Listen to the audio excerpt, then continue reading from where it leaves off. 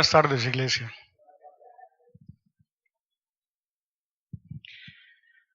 Lucas 23, 33 y 34. Y cuando llegaron al lugar llamado de la Calavera, le crucificaron allí, y a los malhechores, uno a la derecha y otro a la izquierda. Y Jesús decía: Padre, perdónalos, porque no saben lo que hacen. Y repartieron entre sí sus vestidos, echando suertes. Dice el apóstol Juan que era el día de Pascua, de preparación para la Pascua, y que era cerca del mediodía, la hora sexta. En esta hora está en marcha el plan de salvación, el plan de redención para ustedes, para mí, para toda la humanidad. Jesús, siendo Dios, tomó el cuerpo de hombre, se hizo hombre en todo, menos en el pecado. Y ahora sufre la agonía del Calvario. Cuánto dolor allí, ¿verdad? Cuánta tortura, cuánta blasfemia. Y Jesús, siendo hombre, pudo haber detenido todo esto. Tuvo la tentación de evitarlo. Siendo hombre sintió dolor. Siendo hombre fue tentado a decir: no más, aparta de mí todo esto. Pero siendo Dios, justamente lo hubiera podido hacer. Con todo su poder hubiera podido decidir de una vez terminar allí esa agonía del Calvario, no seguir más cargando esa cruz, no seguir más viendo a su pueblo cómo se burlaba, cómo blasfemaba frente a sus ojos. Pero no lo hizo. No lo hizo, primero, para que se cumplieran las Escrituras. Segundo, para glorificar al Padre. Pero por sobre todas las cosas, no lo hizo simplemente para cumplirnos a ustedes y a mí. Murió en esa cruz por nuestros pecados. ¿Qué pensaría el hombre, Jesús? ¿Qué sentiría allí, en medio de tanto dolor y de tanta tortura? Lo primero que cualquier hombre piensa es en sí mismo. ¿Cuánto me duele todo esto? ¿Cómo salgo de acá? ¿Cuánto dolor? Pero la hermosura de Jesús no tiene límites. En medio de tanto dolor, y en los primeros que piensan es en los que lo están crucificando. Su primera palabra va al Padre intercediendo por ellos. Padre, perdónalos. ¿Por quién intercedía Jesús? Intercedía quizá por Judas, a quien él mismo lo llamó el hijo de perdición. ¿Qué hizo Judas? Entregó su amor al dinero y por unas simples monedas traicionó a Jesús. ¿Y cuál es el desenlace? Ya lo conocemos todos. Raíz de todos sus males fue para Judas esta equivocación.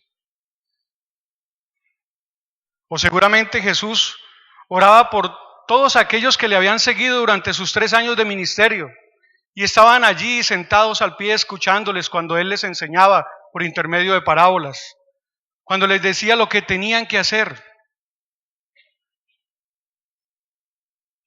Y ahora se contagiaban en gritos: ¡crucifícale! No importaba cuánto hubieran compartido con Él, no, ¡crucifícale! O tal vez oraba Jesús por Pilato, quien aún sabiendo lo que tenía que hacer, acuérdense que su esposa ya lo había prevenido. Aún sabiendo lo que debía hacer, prefirió hacer lo que el pueblo quería que le dijeran. ¿A quién quieres? ¿A quién quieren ustedes que le suelte?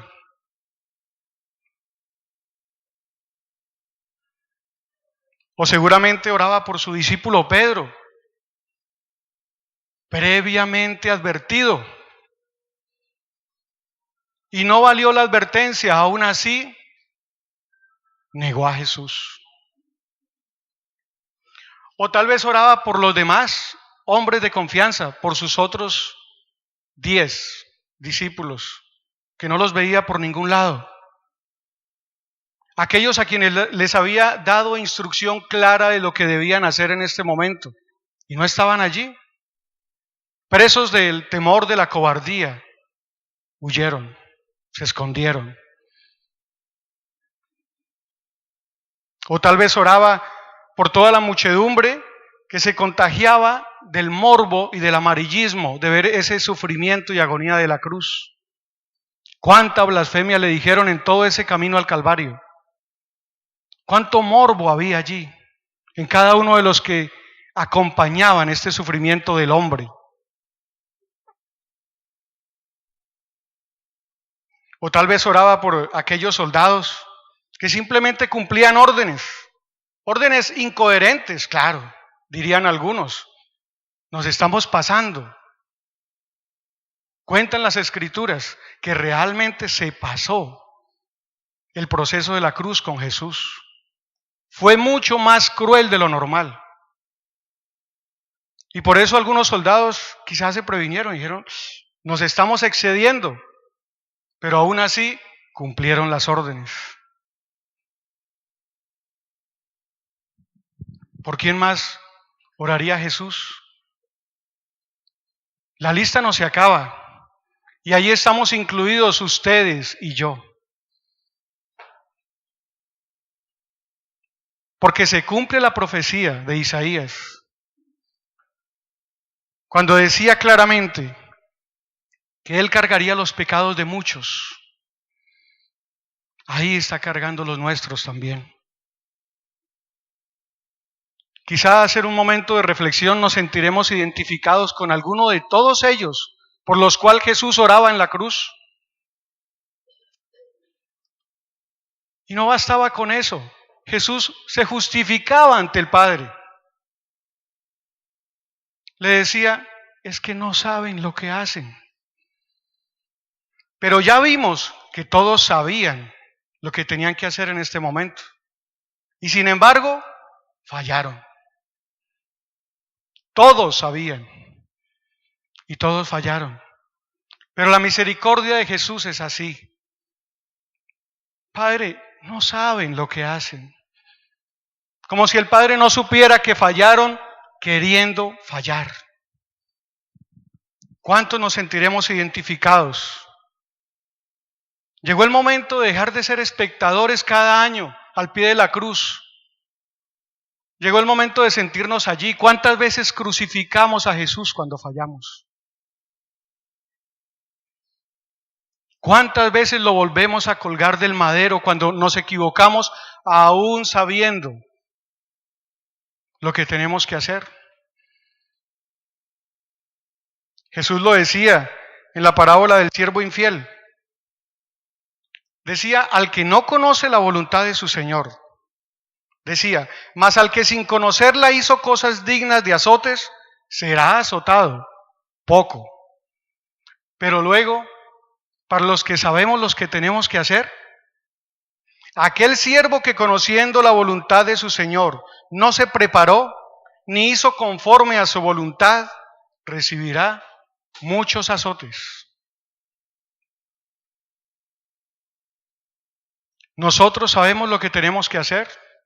Hemos tomado la decisión de recibir a Jesús en nuestro corazón. Venimos a la iglesia, nos bautizamos y cuando fallamos decimos, ¿no sabíamos lo que hacíamos?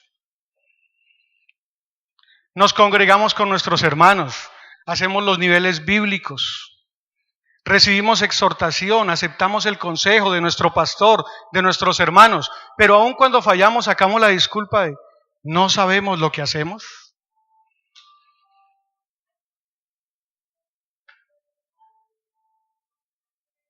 Es aquí cuando su misericordia y su perdón no tienen límite. Todo el mensaje de la cruz se basa en el perdón.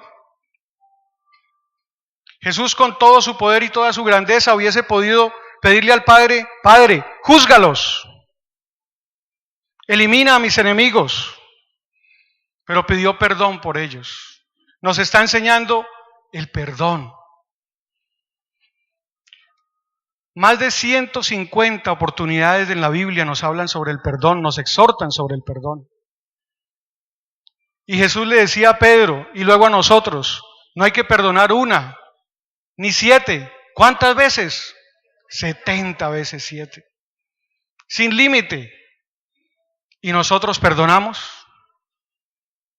¿Perdonamos al hermano cuando nos falla? Qué difícil para nosotros relacionarnos con nuestros semejantes. A veces hasta terminamos pidiéndole al Señor: Señor, castígale. Señor, que sufra un poquito, así como yo he sufrido. No es justo, Señor. En lugar de orar por nuestros hermanos, en lugar de perdonarlos. Y dice el Señor: si estás frente a mí con tu ofrenda y tienes alguna querella con algún hermano, déjala ahí, ve y reconcíliate con él. ¿Qué pasaría si en nuestra sociedad verdaderamente reinara el perdón y el verdadero amor de ese Jesús en la cruz? Quizá no estaríamos al borde de una guerra mundial. 2 imperios escudándose en la disculpa de la religión, peleándose por poder, por dinero, por petróleo. No sabemos perdonar. ¿Qué vamos a hacer hoy después de salir de acá? ¿Simples espectadores? ¿O empezaremos a actuar? Empezaremos a perdonar, a tener misericordia con nuestros hermanos. Allí donde estás, cierra tus ojos. Piensa un momento, ¿cuántas veces has crucificado al Señor, aún sabiendo lo que tienes que hacer? No lo has hecho.